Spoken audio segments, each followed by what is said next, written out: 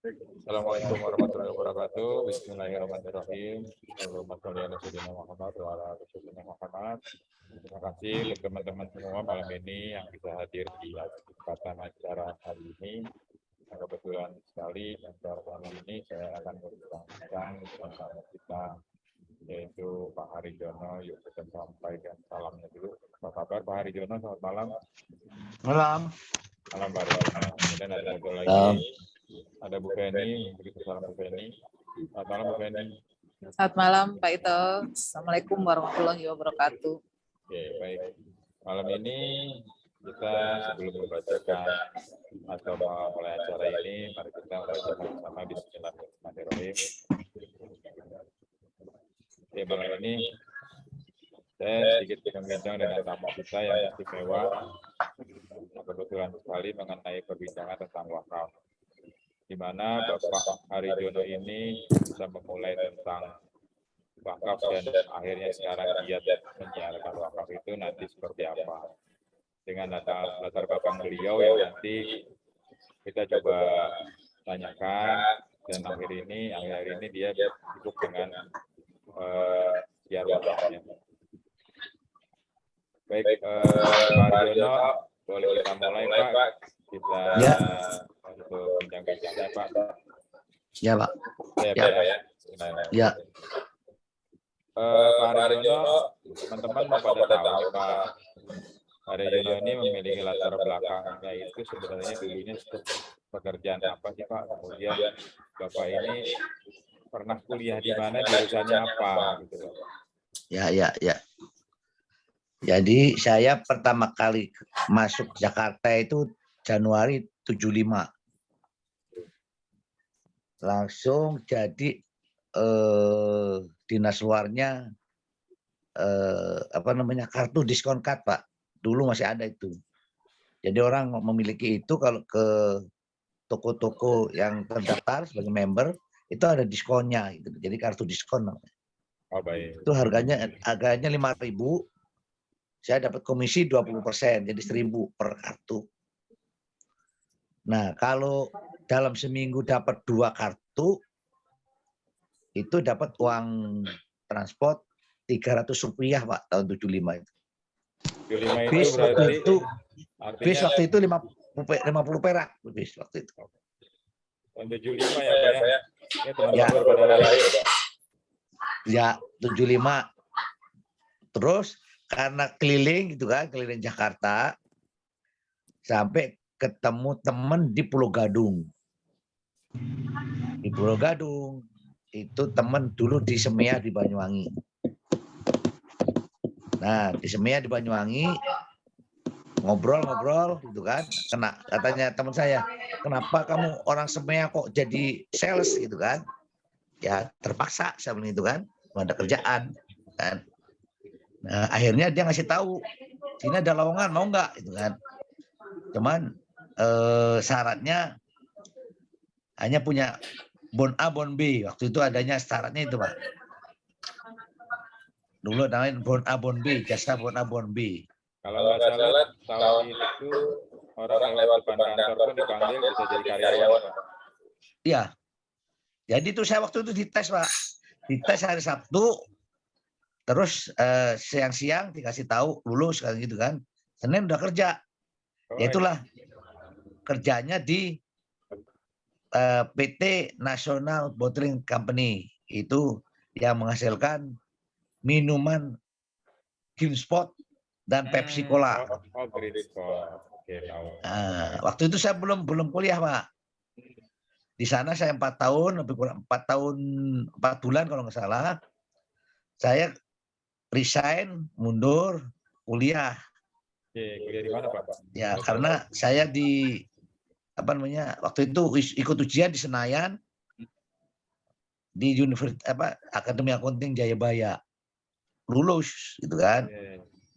Kuliahlah saya di Akunting Jayabaya. Nah, setelah lulus Akunting Jayabaya saya masuk Bumi Putra. Tahun 80. Ya, itu asuransi pertama ya Pak? Asli ya. Tapi bukan tahun 80. Bukan di marketing ya Pak? Enggak, saya langsung di accounting Pak. Oh, accounting. Accounting, Pak. Background saya di accounting. Nah, itulah sampai tahun Desember 2000. Usia ya kurang sebulan lagi lah, usia saya sudah 45. Saya minta pensiun dini usia 45. 45 pensiun ini tahun Ya, tahun 2000, tahun 2000 ya. 2001. Ya. Nah, setelah situ saya ditarik oleh teman-teman di BRI Live. Itu dulu namanya Bring In Live. Asuransi kedua nih, Pak. Ya, di cabang Pasar Minggu waktu itu. Saya langsung jadi unit manager. Tuh kan. Di situ kira-kira 3 tahun saya ditarik lagi sama temen di Solo. Jadi sales software sama hardware komputer. Itu. Kira-kira 2 tahun kembali lagi Jakarta. Masuk lagi ke Bring In Live. Saya pensiun dari situ. Usia 55 di pensiun, namanya PT Informatik Oase. Itu anak usaha Bumi Putra juga. Direkturnya teman saya. Ya, kira-kira di situ 7 tahun. Jadi sales software sama hardware. Nah, prestasi saya waktu itu bisa menangkan lelang sebesar 10 miliar. Dapat dari Departemen Dalam Negeri. Itu sudah mulai belajar sales ya, Pak ya? Sales, Pak. Ya, udah ketemu orang. Kan.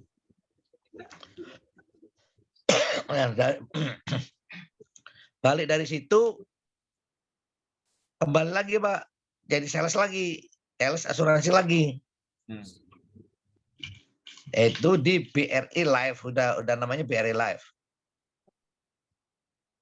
Ya, di BRI Live sebentar. Tapi ditarik lagi sama teman yang mantan direktur itu tadi, direktur PT Informatik Oase, kerja di perusahaan BTS. Nah, perusahaan BTS itu saya kebetulan di situ jadi accounting juga, nggak di salesnya. Accounting kira-kira 3 tahun, saya mundur jadi sales lagi, asuransi lagi. Asuransi lagi gitu kan. Sebenarnya saya nggak mau lagi, Pak, ke accounting gitu kan. Baru 2 tahun di Bring In Live lagi, ditarik lagi sama temen di accounting lagi. Aduh, gitu kan. Ya sudahlah gitu kan. Akhirnya umur 60 saya berhenti. Di pensiun sama dia. Pensiun, kembali lagi ke sales asuransi. Sebentar. Tuh kan? Hanya sebentar, ditarik lagi. Ada teman lagi yang punya perusahaan pabrik kertas di daerah Gunung Putri. Nah, di situ saya kira-kira 3 tahun lah. 3 tahun. Usia 65 saya dipensiun lagi. Berarti di atas 60 tahun ini Bapak masih produktif dong ya? Memproduksi, ya sampai masih usia 65 di pabrik kertas itu, saya dipensiun lagi. Usia 65. Nah, lepas dari situ, saya ke asuransi lagi, tapi di Astra Life. Bayangan saya kepingin yang ini aja lah, yang corporate gitu kan. Yang sekali masuk gede gitu kan. Nah, Astra itu punya anak perusahaan 238 anak perusahaan. Tapi ternyata saya nggak bisa masuk di grup itu. Karena ada timnya katanya. Saya mau masuk tim itu nggak boleh. Suruh jualan individu aja. Nah, produknya kurang menarik gitu kan. Nah, kurang menarik. Udahlah saya berhenti aja. Cuma berapa bulan kok di situ. Saya konsentrasi di asuransi kerugian di PT Bumida. Itu anak perusahaannya Bumi Putra ya, Pak ya? program Bumi Putra. Nah, cuman Bumida ini setiap ikut tender asuransi kesehatan kalah terus sama Simas MSD Live gitu kan. Penasaran saya gitu. Penasaran gitu kan. Ini perusahaan apa ini gitu kan. Soalnya selisihnya jauh Pak, ratusan juta gitu kan. Pagu 300 juta kok selisihnya 100 jutaan. Bumida 200 berapa gitu kan. 267 kalau nggak salah. Simas MSC Live itu dengan cuman 162-an gitu. Jadi selisihnya 100 juta. Padahal direkturnya itu ponakan saya, Pak. Saya nggak bisa menang. Yang di Kan Bumida bikin ya, Pak, penasaran. yang di Bumida ya, Kan bikin Pak. penasaran. Iya. Selisihnya banyak. Ponakan saya nggak bisa ngomong kan. Gimana Om? Gitu kan. Selisihnya terlalu gede gitu kan. Betul. Kalah lagi saya sama Sinarmas. Nah, penasaran saya ketemu sama orang Sinarmas. Itu Mbak Chandra. Tapi dipertemukan sama teman saya di Bumida gitu kan. Nah, udahlah. Dibawalah saya ke GDC. Ya, ke rumah Pak Ito. Disitulah mulai saya gabung dengan Sinarmas. Oke, baik. Jadi background saya accounting, Pak. Oke. Jadi yang berkesimpulan, jurusan Bapak sebenarnya tidak ada hubungannya dengan orang lain, tapi artinya Ya. Bapak terhubung dengan keuangan, buku dan pembukuan lah ya. Intinya gitu ya. Ya. Pak. Jadi latar belakang apapun ternyata akhirnya Bapak mencoba untuk beralih menjadi tenaga sales ya Pak ya. Ya. Nah akhirnya pada saat kesempatan terakhir di sales itu Bapak menemui ada kelebihan dari Sinarmas, yaitu dari Siret ya Pak ya. Ya. Dari Siret. Nah setelah ketemu nih hari ini kan Bapak sudah join Bapak di Januari ya kalau nggak salah ya Pak. Ya. Oke. Dari Januari kan saya melihat Bapak kan selama Januari sampai dengan anggaplah 6 bulan. Itu kan kayaknya setelah Bapak tahu rate-nya bawah rate kita bagus, tapi kok Bapak belum produksi. Nah, saya pengen tahu nih, yang menggugah Bapak akhirnya sekarang berproduksi itu apa sih Pak kliknya? Ya, kan gini Pak, selama dari Januari sampai akhir ini Pak, bulan kemarin ya, bulan Oktober itu kan saya nggak pernah nutup gitu kan, nggak pernah closing gitu kan. Ditanya bank data gitu kan, saya nggak punya bank data itu. Teman-teman saya banyak, tapi usianya di atas 70 kan gitu kan. Makanya ada produk baru, saya selalu sama Pak Ito nanya gitu kan, berapa batasan usia masuk? Nah, ada yang 50, ada yang 70. Sebenarnya teman-teman saya itu mayoritas 70, di atas 70. Nggak ketemu, Pak. Sampai ada masalah wakaf ya.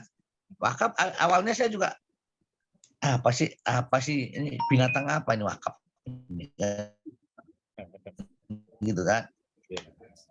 Tapi yang saya tertarik adalah kita menjadi sales dapat pahala, itu yang jadi menarik saya. Nah, saya di asuransi kerugian itu banyak nutup asuransi umroh,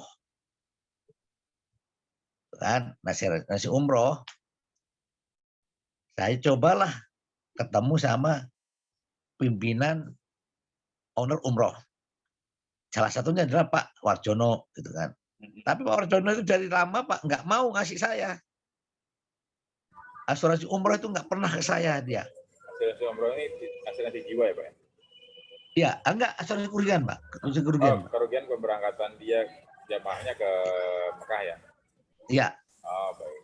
Nah, karena saya nggak pernah dapat itu, ya makanya saya coba itu kan. Karena saya tahu orang tua dia meninggal, dua-duanya. Saya dekat sama orang tua dia, gitu kan. Ngobrol-ngobrol gitu kan. Karena saya nggak dapat asuransi umroh, saya tawarkanlah itu asuransi wakaf, gitu kan. Saya cerita banyak tentang wakaf, gitu kan. apa namanya, tentang selama ini sama almarhum almarhumah ngapain gitu kan. Ya doa aja Pak, gitu kan. Kan terbatas gitu kan. Terbatas. Gitu kan. Ini ada yang selamanya walaupun udah nggak ada, anak-anaknya udah nggak ada. Gitu kan. Apa Pak? Nah, inilah wakaf gitu kan. Nah tertarik dia kan gitu kan. Nah, terus janjian kan, janjian gitu kan. Ini ada nih dari Probolinggo gitu kan. Ustazah mau menghadiri pernikahan. Nah ini juga cabang saya di Probolinggo gitu kan. Kayaknya dia punya sekolahan, punya pasukan banyak lah gitu kan. Nah inilah kita janjian ketemu. Nah karena saya belum lancar masalah wakaf, saya ajaklah Pak Ito ke sono gitu kan. Nah dari ketemuan itulah saya tambah semangat. Karena apa? Saya tahu teman-teman saya ini mesti kan umurnya udah 70-an, Pak. Ya. Berarti bapaknya udah mayoritas nggak ada. Kan? Ya. Itu yang saya uber sekarang ini. Semangatnya itu. Yang kemarin saya nanya, berapa batas usia? 70 gitu kan. Kan udah berhenti di situ. Saya, aduh gimana ini ya. Gitu. Tutupan nggak ada. Tapi sekarang beda kan. Justru saya sekarang ini nyari mereka. Karena saya tahu orang tuanya meninggal kan itu. Itu satu yang saya cari itu orang tuanya udah meninggal gitu kan. Yang kedua, orang yang nggak punya anak, Pak. Ya, itu kenapa tuh Pak nggak punya anak? Nah, nggak punya anak kan yang sampai ke alam kubur kan 3 hal, ya kan? Ya. Salah satunya kan anak yang soleha, yang selalu mendoakan orang tuanya yang udah meninggal. Nah, kalau nggak punya anak, kan dia perlu, Pak. Selama di alam kubur itu perlu apa? Ya itulah sedekah, amal jariah kan gitu kan. Nah, caranya apa? Karena anak nggak ada, mesti dia butuh. Nah, inilah kebutuhan itu yang saya akan uber gitu. Oke, baik. Artinya Nah, Bapak saat ini sudah paham mengenai wakaf itu sendiri ya Pak ya. Pangsa pasar ya, sendiri memang ketika usia di atas 60 sampai 70 itu sudah tidak memegang dunia kalau menurut saya Pak. Betul ya Pak ya? ya, Dan konotasi dulu wakaf itu kan, kalau wakaf klasik itu kan kalau nggak tanah ya berupa bangunan. Betul ya Pak ya? ya, ya, Betul ya. Nah, ya, sekarang gini Pak. Teman-teman kan juga mau tahu nih. Karena gini, ketika orang ditawarin wakaf, itu kan biasanya sedekah yang butuh biaya besar, Pak. Dulu kan, kalau berupa rumah atau tanah, artinya sedekah itu butuh biaya besar sekali. Nah, yang kedua, sedekah itu eksklusif, karena hanya dimiliki oleh orang kaya yang punya harta dan berlimpah ya, dan uang. Nah, yang ketiga adalah sedekah itu yang butuh komitmen, karena ketika kita melakukan niat wakaf itu kan berarti butuh komitmen, kita udah menyerahkan lainnya, kemudian kita sudah menyerahkan biaya besarnya yang kita keluarkan, itu butuh komitmen. Kalau gitu benar sekali dong Pak ya. Ternyata wakaf ini kan harus ada hartanya dong. Nah, bagaimana nih ketika Bapak ketemu temannya seangkatan atau di bawah angkatan Bapak itu masuk untuk menawarkan wakafnya seperti apa, hingga teman-teman ini dengan mudahnya melakukan sharing atau share kepada teman-temannya. Itu seperti apa Bapak bila ketemu ya. calon Kalau yang punya anak, ya Pak, yang punya anak itu ada 2 sasaran saya. Anaknya yang yang ikut ya untuk orang tuanya. Kalau orang tuanya yang selevel saya, seumur saya itu almarhum almarhumah. Jadi 2 sasaran kalau ya yang punya anak itu 2 sasaran saya. Jadi anaknya sendiri gitu kan. Sama orang tuanya untuk almarhumah orang tuanya juga gitu kan. Jadi ada 2 sasaran. Kayak contoh, ya. Contohnya gimana? Cucunya, contohnya Warjono lah. Baik. Warjono orang tuanya udah meninggal. Umurnya sekarang dia 54. Orang tuanya dua-duanya udah meninggal. Saya tawarin itu menarik, ikut. Tapi sekarang anaknya juga mampu. Cuman anaknya jauh, ada di NTT. Tapi Itu mau sebenarnya nggak, Pak? potensi Pak. Mesti Nah, mau Pak. Oh kali, kalau mau berarti bisa jarak jauh kita melakukan. Nah iya. Tapi ini dulu gitu kan. Baik. Ini saya selesaiin dulu nama Warjono ini gitu kan. Tapi nggak yang jauh ntar dulu deh gitu kan. Yang deket-deket dulu lah gitu kan. Warjono itu punya 3 saudara. 3 saudara, adiknya Aan ini juga mampu. Ya. Terus kakaknya Warjono itu kakak iparnya meninggal udah Pak. Anaknya ponakannya Warjono ini bekerja di ASN di DKI. Itu juga mampu juga itu. Kan? Satu untuk bapaknya yang udah meninggal, kan? Jadi kakak ipar Warjono udah meninggal. Tuh, itu sasaran saya. Kan? Dari kemampuan mampu gitu kan. Dari kemampuan ya. Karena waktu itu pertama kali dia masuk ke DKI, saya tanya gajimu berapa? Oh, panggil saya kan Pak D. Ya kecil Pak D, berapa? 17. 17 itu nggak kecil. Coba lihat. Ya iya kan? Kecil Pak D, 17. Baru masuk Pak 17. Besar. Karena di S2. Karena di S2. Jangan kecil, itu kamu ngomong begitu nggak boleh. Kan. Karena coba UMR Jakarta berapa? Kan cuma 4 juta. Iya, 4,8.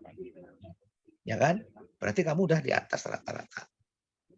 Umur masih muda, baru 25, belum punya anak, sekarang udah baru kawin tapi belum punya anak. Kan? Itu sasaran empuk. Kalau menurut saya, saudara kandung Warjono ini dua-duanya sasaran empuk bagi saya. Jadi Bapak mengajak share itu keluarga per keluarga ya Pak ya. Artinya Ya. sebenarnya potensi di dalam itu bisa anak buatin orang tua Ya. atau orang tua buatin sampaikan pengalaman dianya untuk orang tuanya kembali ke atasnya atau nenek atau Ya. buyutnya. Ya. Kan gini nih Pak. Betul. Ketika orang diajak berwakaf, kadang berpikiran bahwa belum waktunya atau belum waktunya berwakaf. Kan gitu kadang-kadang seperti itu. Yang kedua adalah kita diajak berwakaf itu karena kan itu amalan sunnah tidak wajib. Nah, yang ketiga adalah ya masih belum cukup lah atau belum cukup uangnya. Nah, kalau seperti itu menurut Bapak gimana Pak? Kan kadang-kadang kan pasti orang nanti aja deh atau saya nggak kepikiran deh. Nah, gimana Pak Bapak cara menjawab? Kan sebenarnya gini Pak, orang-orang tuh mikirnya kan kalau wakaf itu kan wakafnya berupa tanah. Iya benar. Bisa tanah makam gitu kan ya. Betul. Bisa masjid gitu kan. Betul. Oh duitnya banyak kan gitu kan. Iya benar. Tapi kalau kita sadarkan, kapan lagi beramal, gitu kan? Orang yang sudah mati aja kepengen hidup lagi hanya untuk beramal. Kan itu ada Pak. Iya, iya. Ya.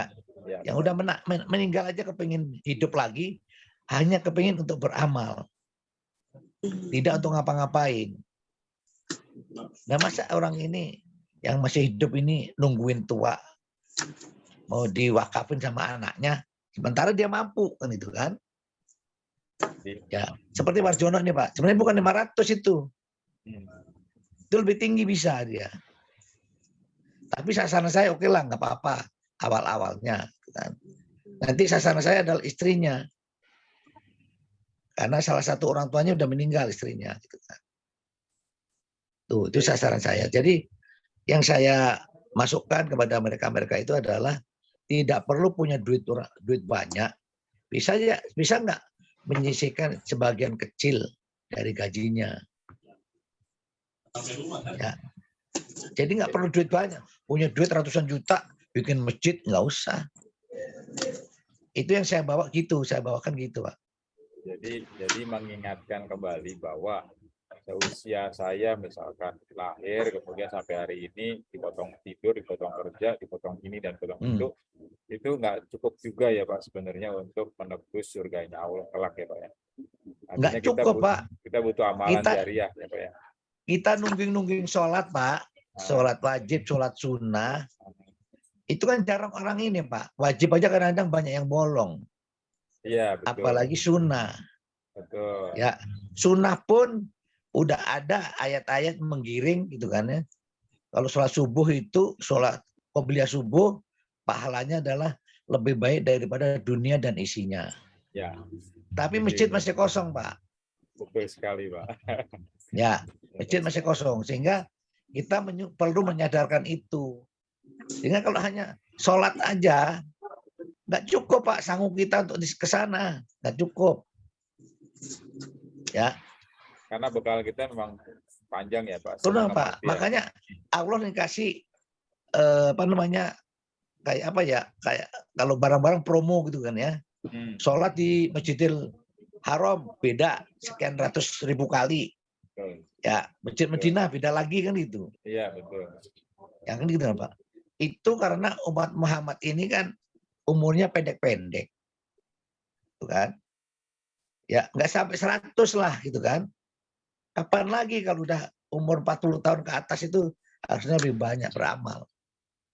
Jadi waktu adalah uang. Betul ya Pak Suji ya. Kita Waktu, iya, Pak, antara gitu. kan mengejar waktu kita dikejar oleh perhatian, kemudian Ya. dengan sedikit uang kita bisa beramal seperti wakaf ini, artinya kita mempunyai bekal itu dong. Harusnya seperti itu dong. Iya. Bekal inilah Pak yang sebenarnya kita terus apa namanya, kita gelorakan untuk calon-calon nasabah kita. Good sekali. Nah, Ya. jadi teman-teman yang hari ini bergabung, kalau ada pertanyaan dengan Pak Harijono, Pak Harijono adalah sudah pernah menawarkan dan pertama kali itu berhasil. Ketika Pak Harijono menawarkan produk lain malah nggak pernah diambil oleh calon nasabah. Nah, dengan cara Pak Harijono menawarkan program wakaf, mengingatkan kembali si calonnya nasabah ini bahwa kehidupan kita itu nggak akan lama. Kadang kita mencari ketidakpastian, tapi kepastian itu kita lupa. Hari ini kita mencari berbagai macam, baik ilmu dunia, jabatan, harta, tapi kita itu semua nggak dibawa pulang ke kampung akhirat. Kenapa teman-teman kok nggak juga mengingatkan, termasuk diri kita sendiri nih? Kalau diri kita masih bisa mampu untuk memulai dengan yang sedikit, kenapa nggak kita dulu memberi contoh? Jadi hari ini pun sudah ada 2 di sini yang kebetulan Bu Ayu juga di kantor itu, Ibu Ayu sudah mau meniatkan wakaf ikrarnya itu di hari Jumat nanti. Nah, teman-teman juga ayo, karena kenapa? Agar ya Pak ya, kita tidak hanya berteman di sini nih Pak, di akhirat kita bisa berjumpa lagi ya Pak ya. Benar ya Pak ya? Iya. Ya. Ini saya coba open pertanyaan dari teman-teman, silahkan. Mungkin dari pertanyaan ke Pak Harijono, monggo silakan. Ini ada pertanyaan Pak Buntut, Bu Rita, Bu Melin, dan teman-teman yang ada di Bu Melin, atau Bu Ayu boleh sambil kerja. Kalau ada pertanyaan sama Pak Harijono. Itu Bu Ayu masih kerja itu. Iya Udah Pak. jam Masih. segini. Iya Pak. Waduh. Ya beginilah Pak. Aduh, Ayu masih di kantor. Keren. Sih. Itu uang lemburnya. Mas Ito, saya mau saran aja boleh ya? Boleh. Ya. Kan itu kita kan nanti kalau ikut wakaf tuh ada apa tuh? Ada apa sih ikrarnya ya kan? Ya. Nah, menurut hemat saya sih kalau kita mesti ke tempat wakafnya itu buang ini apa kadang-kadang waktunya yang susah. Gimana kalau misalkan ikrar itu kita pakai Zoom aja, gimana tuh? Kan harus tanda tangan, Bu. Oh gitu ya? Iya. Tanda tangannya nyusul. Nggak bisa ya? Ikrar ini Ya kan mungkin.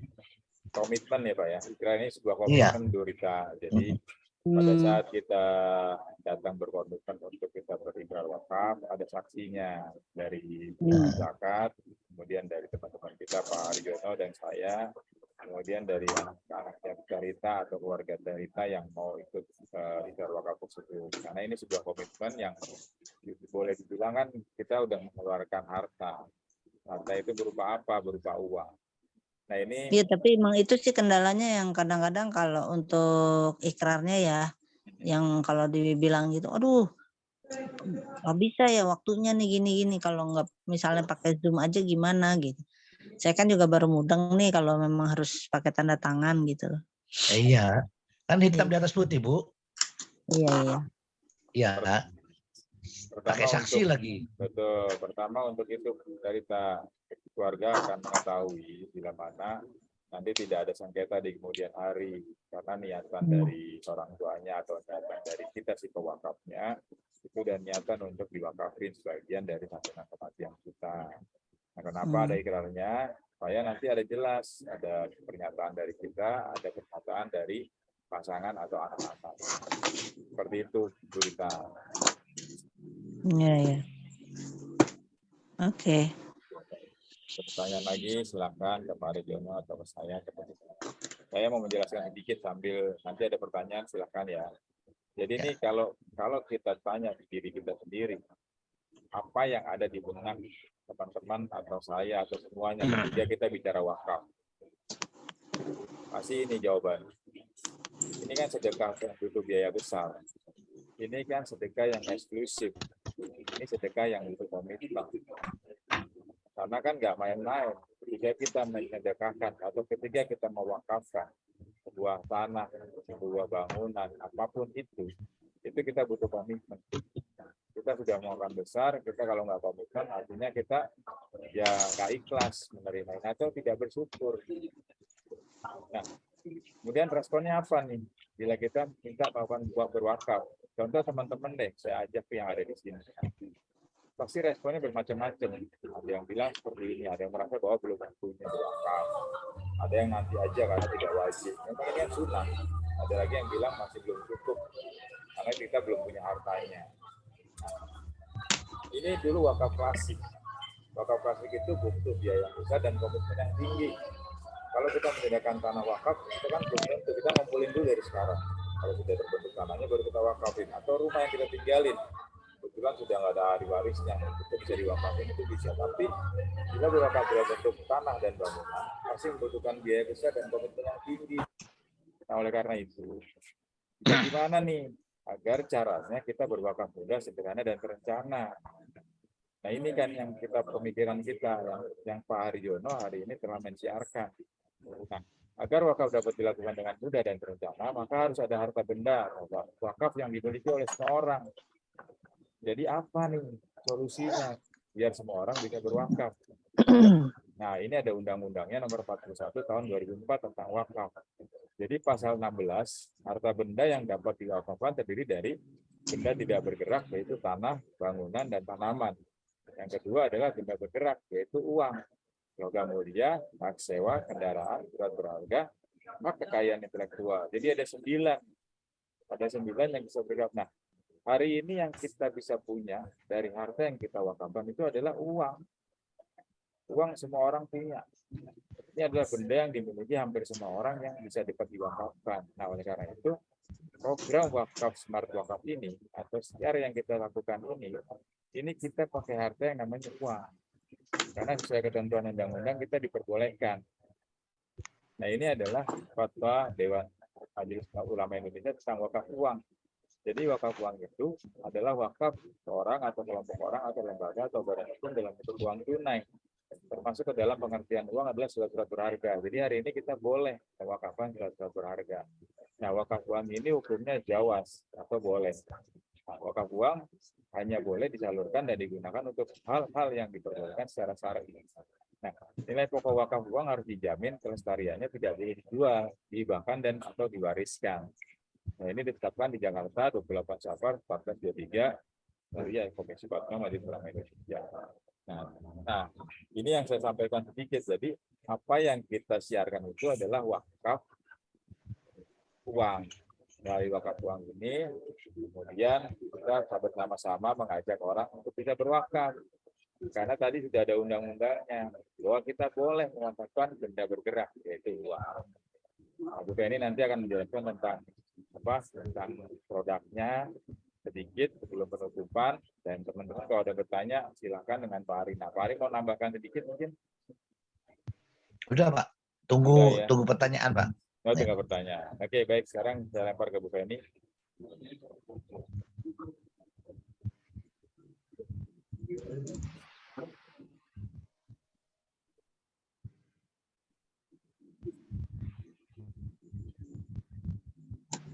Jadi jelas ya Pak ya, apa yang kita lakukan ini adalah sudah ada undang-undangnya.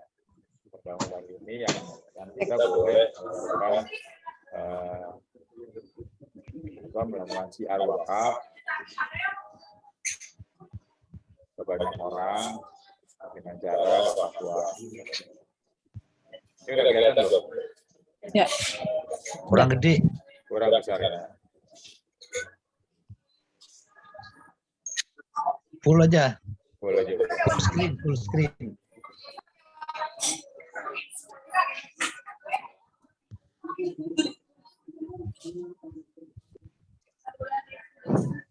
Baik. Assalamualaikum. Baik, saya mulai ya. Assalamualaikum warahmatullahi wabarakatuh. Salam. Assalamualaikum warahmatullahi wabarakatuh. Waalaikumsalam.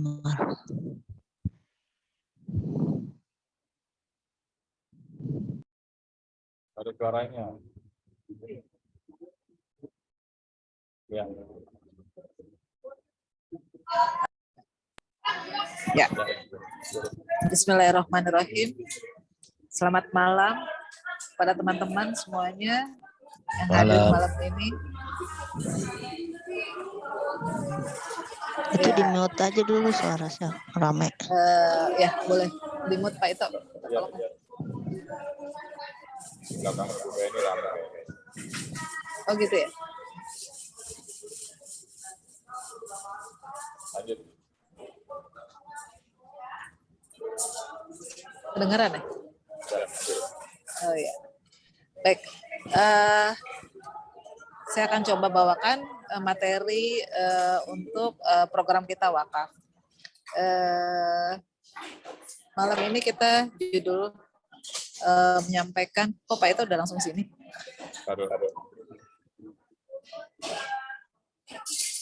Ya, malam ini saya akan menyampaikan literasi keuangan syariah dengan judul kekalkan hartamu dengan wakaf agar kelak menambah berat timbangan amalmu di akhirat. Oke. Slide-nya mungkin Pak Ito. Ya.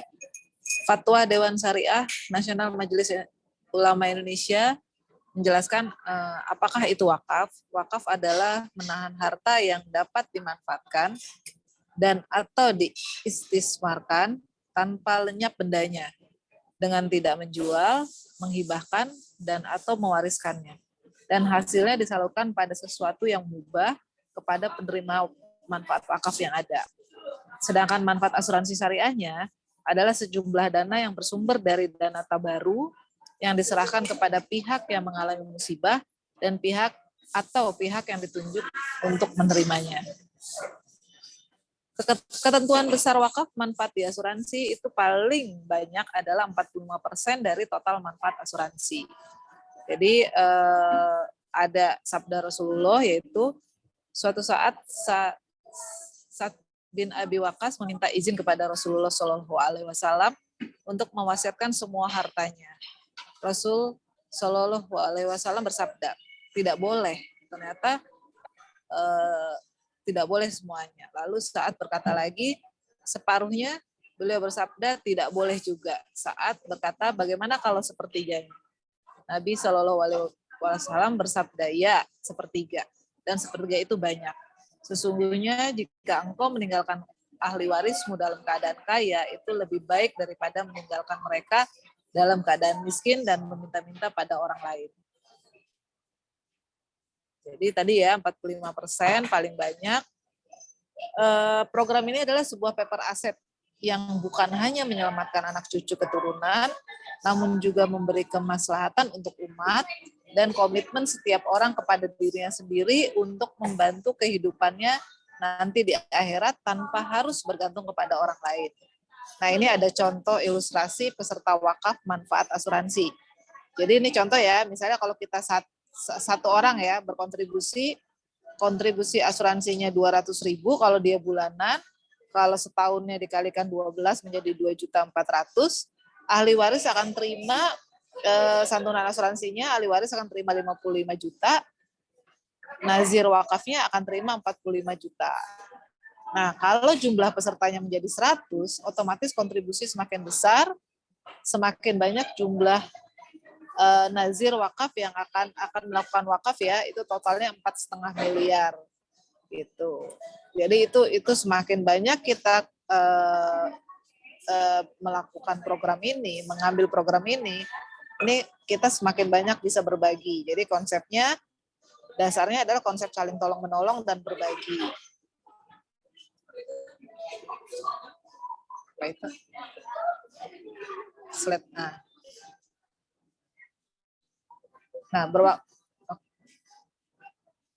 ya. Jadi bahkan kalau jumlahnya semakin banyak bisa sampai 100 juta bahkan sampai miliaran. Jadi kebayangkan teman-teman kalau kita bisa melakukan siar wakaf kepada dan semakin banyak, artinya kita semakin yang namanya punya kesempatan untuk masyarakat kita, terutama umat muslim untuk berwakaf, semakin sejahtera negara kita otomatis ya yang namanya. Nah, boleh dilanjut Pak. Nah, berwakaf manfaat asuransi kita dengan program yang namanya Smiling 99 Syariah. Bersama Smiling 99 Syariah itu ada yang kita dapat adalah 1, penuh berkah. Pahala yang terus mengalir tanpa henti selama harta wakaf terus dimanfaatkan. 2, mudah dan terjangkau. Mempersiapkan wakaf dengan cara mudah dan terjangkau. Terus amanah, penyerahan nilai wakaf langsung kepada nazir terpercaya di rumah zakat. Bahkan kita pada saat program ini dibuat, kita langsung mengadakan yang namanya ikrar ya Pak Ito ya. Itu khusus untuk di tim kita akan melakukan ikrar pada para nazir yang bersedia untuk ikrar. Yang berikutnya adalah 1 solusi 2 kebaikan. 1 solusi untuk 2 kebaikan sekaligus, proteksi keluarga dan amalan wakaf. Jadi program ini langsung dapat manfaatnya 2 kebaikan. Oke. Slide berikutnya. Nah, ini ilustrasi ya. Teman-teman bisa lihat di sini, ini adalah ilustrasi fitur wakaf Smiling 99 Syariah. Ini ada yang namanya kontribusi 1 juta, 1,5 juta sampai dengan 2 juta. Usianya teman-teman bisa lihat usianya. Contoh misalnya, usia saya saat ini adalah 48 tahun. Kalau saya setor bulanan 1 juta, maka saya masa bayarnya 10 tahun ya. 10 tahun itu dengan 1 juta selama 10 tahun minimal saya akan untuk ahli waris saya akan menerima 220 juta. Untuk wakaf saya akan terima untuk diwakafkannya sekitar 180 juta. Itu saya dapat totalnya adalah sebesar 400 juta. Nah, usia estimasi nilai polis usia 55 ya. Usia itu nilai polisnya ya. Nilai polisnya sebelah paling kanan itu ada pada saat usia 55 ada sekitar 36 sampai 97 juta ya Pak itu gitu ya. Nah, itu teman-teman bisa lihat. Jadi kalau yang mau kalau yang mau kasih wakaf besar ya itu tinggal di premi bulanan ya ditingkatkan ya. Jadi masa bayarnya cuma 10 tahun, Bu Fen. Iya benar, kalau di sini yang 1 juta 10 tahun. Oh. Kalau di sini di masa bayar 10 tahun ya, benar. Oh, jadi memang ada batasan pembayaran 10 paling minim 10 tahun ya. Kalau di unit link sih sebenarnya di unit link itu masa bayar sebenarnya nggak seterusnya. Teh. Oh, Kalau heeh. namanya, kalau di sini sebenarnya mungkin bukan masa bayar ya. Sebenarnya kalau dalam Oh. memang bayar premi, tapi kita karena niatnya tadi wakaf, sebenarnya ini bisa dibilang sedekah sih. Yang namanya sedekah, semakin banyak otomatis pahalanya lebih besar kan. Gitu. Jadi setoran itu jatuhnya sedekah. Nah, Oke. jadi diniatkan teman-teman kalau memang mau ambil program wakaf, sih saran saya benar-benar yang namanya niatnya untuk sedekah. Baik itu secara setoran premi ataupun secara uang pertanggungan nantinya keluar. Gitu. Insya Allah Allah kasih kemudahan Iya. dengan niatnya. Oke. Lanjut Pak Ito. Cukup jelas ya, Terita ya? Iya. Nah, ini mekanisme wakaf ya. Jadi nasabah menjadi peserta Smiling 99 Syariah. Terus dia ngisi form kepesertaan wakaf. Jadi kita ada form tambahan untuk kepesertaan wakaf, itu harus diisi, ditandatanganin ya. Di situ ada tanda tangan ahli waris juga. Terus program perlindungan asuransi syariahnya mulai berjalan tuh. Pada saat diterima programnya langsung ada perlindungan asuransi syariah berjalan. Jadi kita udah langsung dilindungi, programnya pun langsung berlaku ya. Jadi apapun terjadi risiko, jika terjadi risiko tutup usia, di usia berapapun, itu ahli waris langsung mengajukan klaim ke perusahaan, asuransi disertai ikrar wakaf. Nah sebenarnya kita udah lakuin ikrar wakafnya di muka ya Pak Ito ya, kalau khusus kita di tim kita ya. Nah di Serva. Di awal. Benar ya, kalau di sini kan mekanismenya di belakang, tapi tetap harus diikrarkan gitu. Jadi lebih baik di muka sih kalau menurut saya Pak Ito ya, karena kan keluarganya udah kita kumpulin di awal ya. Jadi keluarga udah mengetahui dari awal. Jadi proses klaimnya pada saat pembagiannya 55% ke ahli waris dan 45% ke program wakaf itu sudah saya rasa udah nggak akan ada perdebatan lagi ya antar di keluarga ya. Karena di awal kita udah ikrar tuh. Nah, perusahaan asuransi akan membayarkan klaim ke rekening ahli waris dan rekening nazir. Jadi itu udah langsung dipisah. Benar ya PT ya, kita kan udah langsung pisahkan. Nah, klaim ditransfer oleh perusahaan asuransi minimal 55% ahli waris, maksimum 45% nazir. Jadi artinya kalau perbandingannya mau dinaikkan, yang ahli warisnya dinaikkan, program wakafnya diturunkan bisa. Itu ya. Nah, ayo kita wujudkan ibadah abadi melalui asuransi wakaf bersama Sinarmas MSI Jila. Cukup segitu. Terima kasih. Baik, terima kasih. Ada yang mau bertanya? Ini peserta kita siapa aja? Mbak Ayu ada yang tanya, Mbak Evi? Mbak Terita udah tuh. Pak Putut ada yang mau ditanya? Diam aja nih ya pada ya. Besok-besok pada jualan ya semuanya ya. Baik, terima kasih Bu Penny dan Pak Harijono. Amin. Jadi kita nggak perlu ragu lagi karena ada peraturan Bank Indonesia-nya juga yang membolehkan bahwa produk asuransi pada produk wakaf melalui uang itu termasuk produk dari benda bergerak. Jadi ada dua tadi yang disampaikan, wakaf itu boleh tidak bergerak antara yang tanah dan rumah atau bangunan. Yang kedua, benda bergerak. Hari ini kalau kita mau wakaf itu kan harus ada hartanya. Nah, hartanya apa yang paling gampang orang punya? Tentunya adalah uang. Dengan uang, maka kita bisa berwakaf. Maka kita bisa mengajak orang untuk berwakaf. Nah, oleh karena itu, apa yang disampaikan Pak Hari dengan Bu Penny tadi, Pak Hari adalah sebagai yang pasarnya untuk melihat potensinya ternyata banyak dengan menyiarkan wakaf ini, kita sudah tidak ada lagi yang namanya keraguan. Karena sudah boleh peraturan tadi Bang Indonesia. Saya boleh ulang ya, mungkin tadi baru ada yang masuk lagi nih.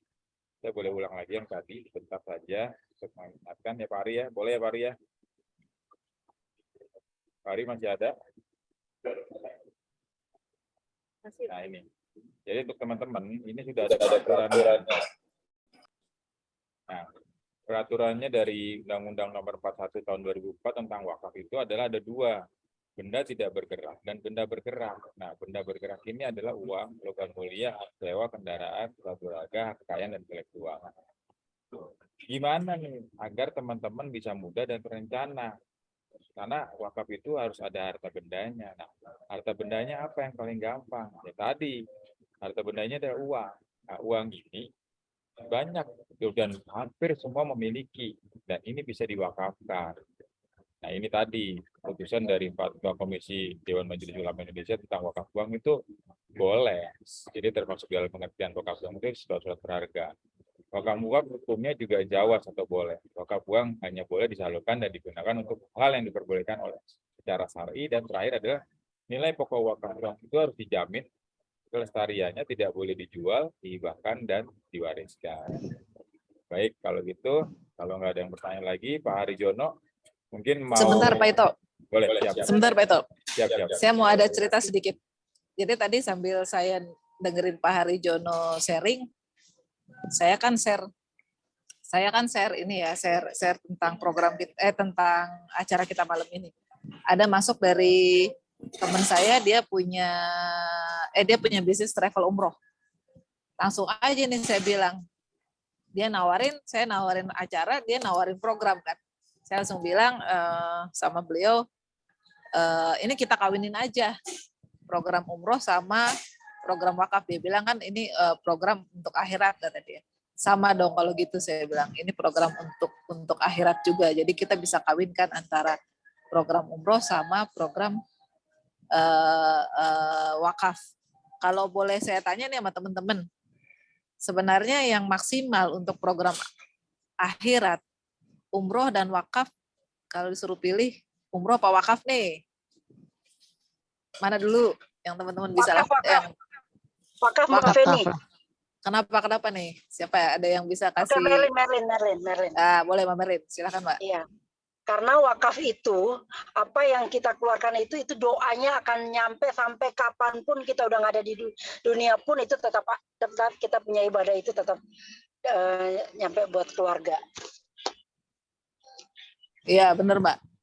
Artinya kalau disuruh milih mana duluan kita lakukan, kita utamakan lakukan wakaf ya Mbak ya. Nah ya. Artinya besok kalau kita ketemu teman yang punya nawarin program umroh, bisa dong ya kita ajak mereka closing nih soal wakaf. Tapi juga kita bisa sekalian umroh kali ya. Amin. Nah, betul, kalau bisa ya kita dengan hasil jual Smiley 99 kita bisa dapat umroh Mbak Feni, teman-teman. Mungkin nanti kita ini Mbak Merin, mungkin kita kawinkan kali ya, boleh nih jadi kerjasama nih kita yang punya umroh. Bisa, jadi yayasan umroh dan haji itu bisa kita masukin juga ke ini, karena kan orang kalau udah beribadah umroh atau haji, mereka paling udah maunya ya untuk apalagi sih amalan ibadah yang mereka ini yang mau tinggalkan pada saat meninggal nanti, ya tepat dengan kita bisa kerjasama jualin wakaf ini. Iya, gitu. Jadi kan pada saat mereka berangkat umroh kan biasanya seperti hampir mirip berangkat haji ya Mbak Merlin ya. Jadi maksudnya udah lillahi ta'ala ya. Walaupun terjadi kita di sana ini meninggal, istilahnya udah terima semuanya kan, gitu kan. Jadi artinya lebih bagus lagi pada saat kita berangkat kita sudah punya program wakaf, benar nggak Mbak? Betul.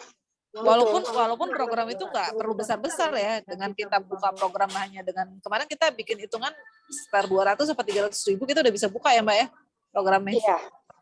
Iya. Nah, ini yang udah pada buka di sini siapa aja? Belum, aku mau. Aku sih rencananya mau. Amin, alhamdulillah. Kita udah niatkan semuanya. Iya. Aku, Evi, Pak Putut nih harus buka juga. Ada suaranya Pak. Ayu harus buka. Ayu udah buka ya. Ayu udah. Tabungan wakaf kan? Iya, Ayu udah. Iya. Ayu udah. Udah. Tinggal ikrar doang. Kan kemarin yang tinggal ikrar ya? Iya, tinggal ikrar aja. Kan belum ikrar kan, cuman waktunya nunggu waktunya. Oke, sip. Amin. Oh, Ayu sekalian buat almarhum ya? Iya. Suami ya? Oh iya, keren. Iya. Yang lain ya, menyusul ya. Karena gini, karena lead by example ya. Jadi artinya gini, kita menawarkan program wakaf kepada orang lain, kita bisa jadi contoh diri kita sendiri. Bagaimana rasanya kita punya program wakaf, terutama kita berikrar. Saya kebetulan mendampingi Pak Ito kemarin ikrar. Jujur merinding banget ya Pak Harijono kan jadi saksi ya Pak ya. Saya merinding pada saat saya harus membacakan ikrar, karena kan ikrar itu suami ikrar, istri ikrar. Saya mewakili istri dan anak-anak. Jujur itu saya tanda tangan.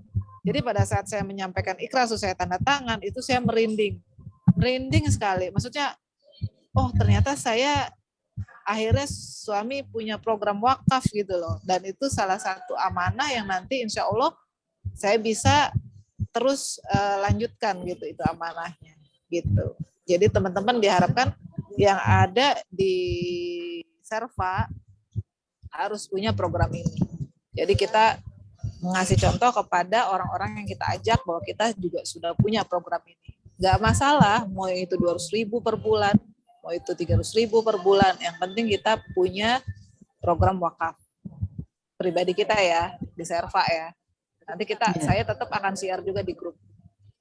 Terima kasih Bu Penny, Pak Harjono, mungkin ada yang menyampaikan agar teman-teman bisa terantusias atau tergerak hatinya dengan program ini. Seperti apa Pak? Karena kan Bapak sudah ada gambaran yang tadinya nggak ada nasabahnya, sekarang begitu terbukanya banyak orang ternyata butuh tentang wakaf ini. Boleh dibantu Pak seperti apanya biar gampang untuk memulainya. Iya. Makanya selama ini saya punya data. Suaranya berdengung. Hah? Suaranya berdengung siapa ini? Coba dicek.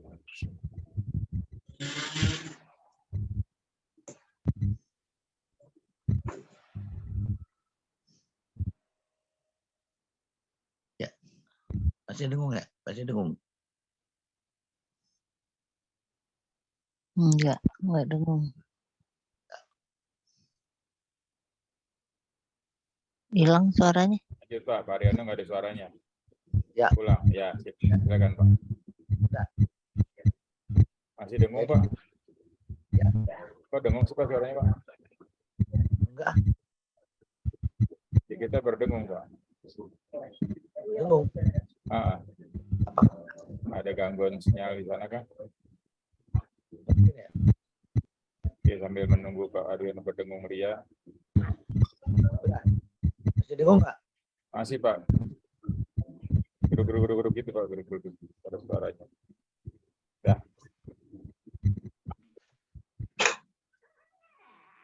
Ya, coba. Oke, ya udah.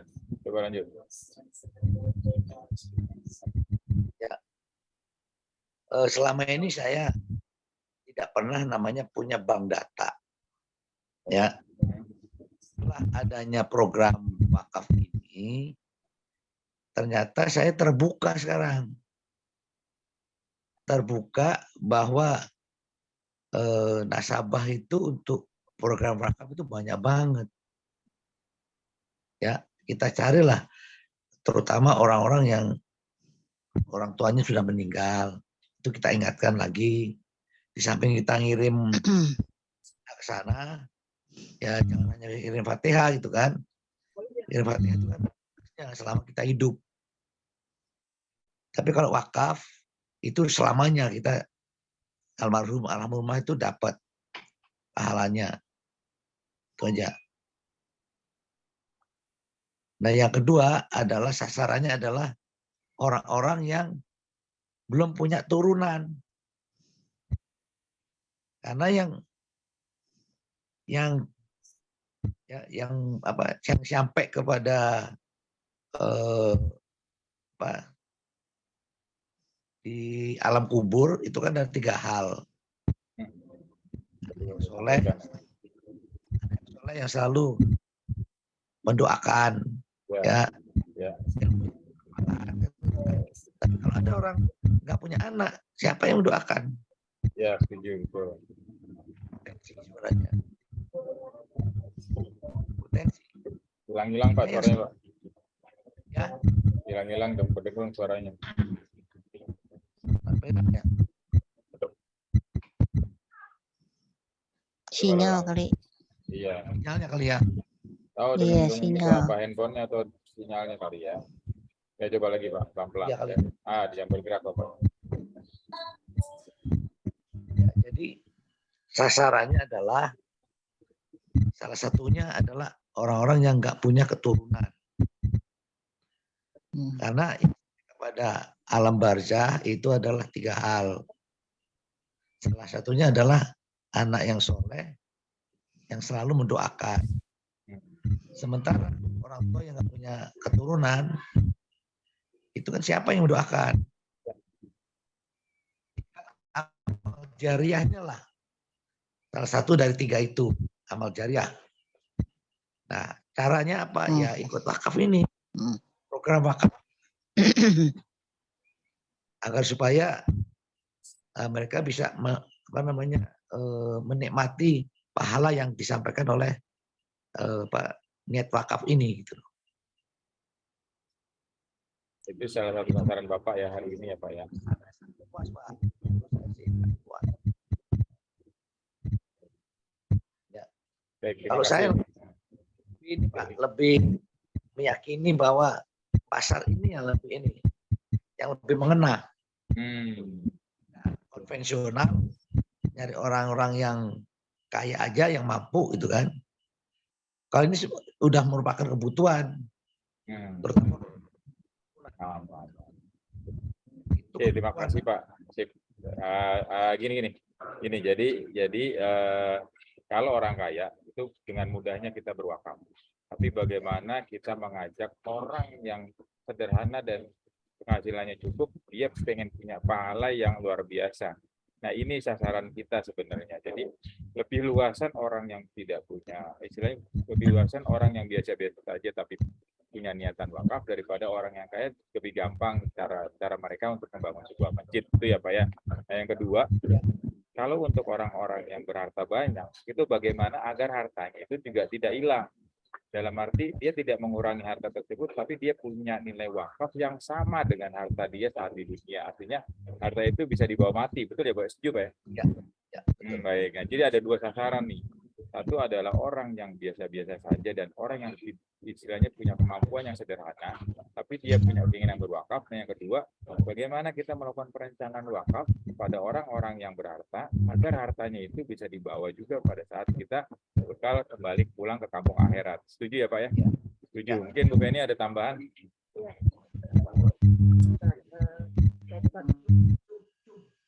Tambahan sedikit aja, teman-teman yakinkan untuk bisa buka program wakaf. Saya yakin setelah teman-teman niat berwakaf, insya Allah rezeki kita dibuka. Karena pada saat Pak Ito membuat program wakaf dan kita berikrar, alhamdulillah mulai terbuka semua rezeki. Salah satunya adalah dengan Pak Harijono terbuka wawasan untuk wakaf, bahkan closing, kemudian bergabungnya tim wali dari BSI yang rencana akan ada tim masuk besar dari Bank Syariah, BNI Life.